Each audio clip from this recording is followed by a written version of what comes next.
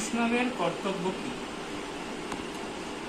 মহাপ্রভু বলেছিলেন, ভারত ভূমিতে মনুষ্য জন্ম হইল যার, জন্ম সার্থক করি কর পর উপকার।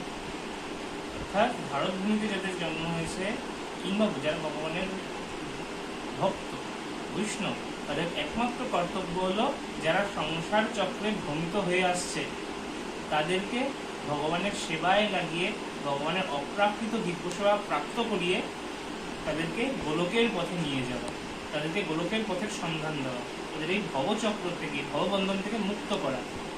যদি আমরা ভাবি যে না, আমরা শুধু নিজে নিজে ভজন করব, একা একা ভজন করব, আমি কাউকে কিছু বলবো না, কাউকে কোনো প্রচার করব না, তবে এটাও এক ধরনের জীব হিংসা মধ্যে পড়ে। কেন না, আমি যদি একা একা ভজন করে নিজে নিজে উদ্ধার হওয়ার চেষ্টা করি, তবে অপরজনকে ভুল দেখেও, অপরজনের বিপদ দেখেও আমরা মুখ চুপ বন্ধ করে থাকবো।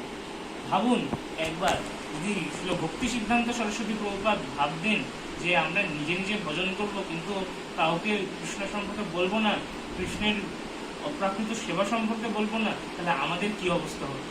আমরা কি আজ ভজন রাজ্যে থাকতে পারতাম? আমরা কি এত সুষ্ঠুভাবে ভজন ক্রিয়া করতে পারতাম?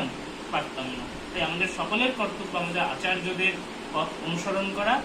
তারা যেভাবে তারা নিজেরাও ভজন করে দেখিয়ে গিয়েছেন এবং অপরকেও ভজন করিয়েছেন, অপরের কাছে ভগবান শ্রীকৃষ্ণের বাণী, অপ্রাকৃত দিব্য বাণী তাদেরকে প্রচার করেছেন, সেইরূপ আমাদেরও কর্তব্য যে আমরা নিজেও ভজন করব এবং অপরকেও ভজন করতে উৎসাহিত করব। এটাই প্রকৃত বৈষ্ণবের মূল কর্তব্য। ধন্যবাদ।